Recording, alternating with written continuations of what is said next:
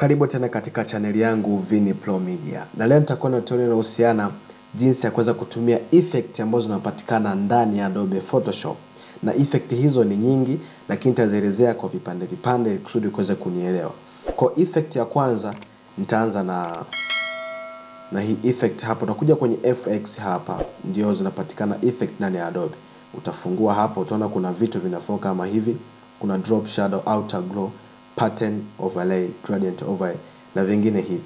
Kwa hakikisha kwanza umeandika neno kama hii labda, then utakuja hapo utasema drop shadow. Hiyo ndio effect ya kwanza ndani ya Adobe Photoshop. Kwa itafunguka preset panel kama hii. Ikishafunguka hii panel, unaweza kuona hapa kuna structure, then kuna opacity, kuna angle, kuna distance, kuna spread, alafu kuna size. Hivi vyote vinasaidia katika kuweza kuapply effect katika haya maneno yako. Kwa mfano hapa kwenye opacity, unaweza kuona nikiongeza opacity hicho kivuli kinakaza. Nikipunguza hicho kivuli kinapotea. Lakini pia nikikibalance hapa kinaonekana kama hivyo kwa kufifia. Then hapa kuna angle. Kitu cha pili ni angle. Hii angle hapa hichi kivuli kipo katika angle ya 90.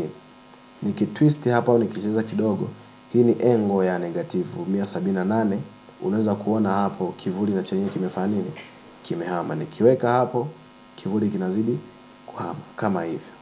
Kwa unaweza ukaweka popote pale ambapo unahitaji na kivuli kikaonekana kama hivyo. Then ukija hapa kwenye distance, ni umbali wa kivuli kutoka kwenye maneno haya. Nikiongeza hivi kwa kivuli kinashuka chini zaidi, nikirudisha kivuli kinakuwa kama hapa. Lakini pia hapa kuna spread. Spread ukiongeza kivuli kinatanuka ukubwa, lakini kinakuwa kimekaza zaidi. Ndio kazi ya spread. Ukija hapa kwenye size, angalia kinachotokea. Kivuli kinasambaa kama hivyo. Ukirudisha hivi kinarudi katika hali yake. Kisha kuna hii sehemu hapa ya contour. Ukibonyeza hivi, kwa mfano nikabonyeza hapa hii ya pili, unaweza kuona hivi kuna effect ambayo imetokea hapa. Kwa unaweza ukacheza nazo hizo ukapata ile effect ambayo unahitaji wewe. Vyovyote vile. Lakini hapa kwenye noise, nikiongeza noise unaweza kuona hiyo effect ambayo inatokea hapo, lakini nikipunguza kabisa hiyo effect inaondoka. Kwa hiyo ndio maana ya drop shadow. Ni kivuli ambacho unaweza kuapply kwenye maneno kama hivi. Ukimaliza unaweza ukapiga okay kama hivyo na maandishi yako yakawa yameonekana kama hivi. Lakini pia effect ya pili tunasema ni hii outer glow. Kwa mfano haya maandishi nikayapatia rangi nyeusi tuseme kama hivi. Maana ya hii outer glow ni mng'ao ambao unakuwa unaonekana kwa nje katika haya maneno. Kwa mfano unaweza kuona hapo tayari kuna muonekano ambao umeonekana kama hapo. Haya maandishi yamekuwa na mng'ao mweupe kwa nje. Kwa hapo unaweza ukaja hapa kuna opacity. Vivyo hivyo ukipunguza opacity inapungua, ukiongeza inaongezeka. Noise vivyo hivyo ukiongeza kuna effect fulani inatokea hapo, unaweza kuiona hivi. Lakini pia hapa hivi ni sehemu ya rangi ambazo unaweza kubadilisha na ukaweka rangi ambayo unahitaji mwenyewe. Lakini hapa kuna spread. Ukiongeza spread, huu mng'ao unazidi kuonekana kama hivi. Yes, kama hivyo. Kwa ukiongeza zaidi inakuwa kama hivi. Lakini pia hapa kuna size, mng'ao unakuwa unaongezeka kama hivyo. Lakini pia hapa unaweza ukaja kwenye control ukabadilisha, ukaweka kile kitu ambacho unakihitaji mwenyewe. Lakini pia hapa kuna hizi ranger, unaweza kuona nikiongeza inavyokuwa. Kwa hizo ni effect ambazo unaweza ukazi apply hapo kuweza kupata matokeo ambayo unahitaji. Kama hivi. Na ukaiacha ikaonekana kuwa kama hivi. Kwa hiyo ni wewe tu kuweza kuamua kwamba ni ipi unayohitaji. Na ukaiacha ikawa kama hivi. Lakini pia effect nyingine hapa inaitwa pattern overlay. Hii pattern overlay kwa mfano nikibonyeza hapa itafunguka preset kama hii. Hapa juu kuna opacity kama hivi, kama kawaida nikipunguza inapungua. Lakini hapa kuna pattern ambapo kwenye hizi pattern ukifungua kuna hivi vitu vitatu, kuna trees, grass na water. Ukifungua ndani yake kuna hizi effect kama unaweza kuona hapo. effect kama unaweza kuziona hizo. Yep. Lakini kufanya nikaweka hii, nikarudi hapa. Kwa hiyo unaweza kuona hivi kuna effect kama ya miti huko kwa ndani kwenye maandishi imeweza kuonekana. Kwa hiyo nikiongeza scale, nikipunguza, majani yanakuwa ukubwa na kuongezeka kama hivi. Kwa hiyo ni vyovyote vile ambavyo utakavyoamua wewe kuweza kuweka, then ukasema okay, na ikaonekana kuwa kama hivi. Yep. Lakini pia effect nyingine hapa tunasema ni gradient overlay. Hii gradient overlay maana yake kwamba ni mchanganyiko wa rangi zaidi ya moja, ndio gradient. Kama unaweza kuona hapo, kuna hii preset panel yake imefungwa kama hivi.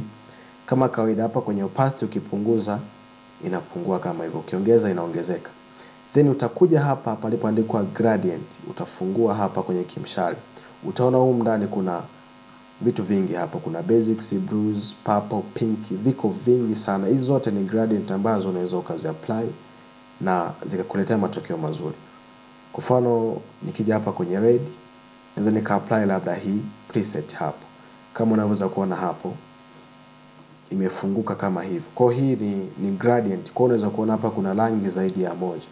Kwa unaweza kucheza na yengo kwamba gradient yako ilalia upande gani. Nikiweka hapa unaweza kuona gradient inahama, nikiweka hapa gradient inahama kama hivi. Yep, gradient inaonekana kuwa kama hivi. Ni wewe utakavyoamua jinsi ya kuweza kuiweka. Lakini pia hapa scale ukipunguza inaonekana kuwa kama imekata upande na upande. Ukiongeza hivi inakuwa inasogea pia kama hivyo. Kwa hiyo ni vile ambavyo utakaweza kuamua wewe na ikakuletea matokeo mazuri. Then hapo utapiga okay na itaonekana kuwa kama hivi. Yes. Lakini pia effect nyingine tunasema ni hii color overlay. Hii color overlay hapa ni rangi ya juu. Yaani overlay ni rangi ya juu. Preset yake imefungwa kama hivi. Unaweza kuona hapa kwenye opacity nikipunguza kuna ile rangi ya mwanzo ambayo tulikuwa nayo kama hii. Lakini nikiongeza inakuja kuonekana hii rangi iliyoko hapo. Kwa hiyo nikibadilisha hizi rangi unaweza kuona hapo. Kwa hiyo inakuwa inabadilika kama hivi, kama hivi, kama hivi. Kwa hiyo ni vyovyote utakavyoamua kuweka rangi yoyote ile. Kwa ukipunguza ile rangi ya kwanza itaonekana kama hivi. Ukiweka hivi itaonekana kama hivi. Yes, lakini pia katika video hii effect ambayo nitakayoongelea ni ya mwisho itakuwa ni hii satin. Kwa hiyo nikiweka hapo satin unaweza kuona ambacho kinatokea hapa. Panel yake imefungwa kama hivi. Kwa hizi ni preset ambazo nishazi mwanzo nilipokuwa natumia. Kwa nikija hapo kwenye opacity nikishusha hivi inaonekana kuwa kama hivi. Hii ndio satin yenyewe. Kwa hapo unaweza kuchezesha angle pia ukaone inavyokuwa. Lakini pia hapa distance ukaongeza distance kama hivyo. Rangi pia unaweza kubadilisha hapa ukachagua rangi ambayo unahitaji wewe hivyo. Lakini pia hapa size ukiongeza inakuwa kama hivyo. Lakini pia ukija hapa kwenye contour vile vile unaweza kuchagua unayohitaji wewe mwenyewe ikaonekana kama hivi. Kama video hii imekusaidia basi usahau kusubscribe ili kusudi kuweza kuwa ni mtu wa kwanza kupata taarifa pindi ninapo upload video mpya katika channel yangu. Lakini pia like na ucomment hapo chini, andikie maoni yako ili kusudi nikazidi kuendelea kutoa tutorial nyingi zaidi ya kuweza kujifunza. Lakini pia usikose sehemu inayofuata kuweza kujua nini maana inner glow, inner shadow, stroke na hii bevels and emboss.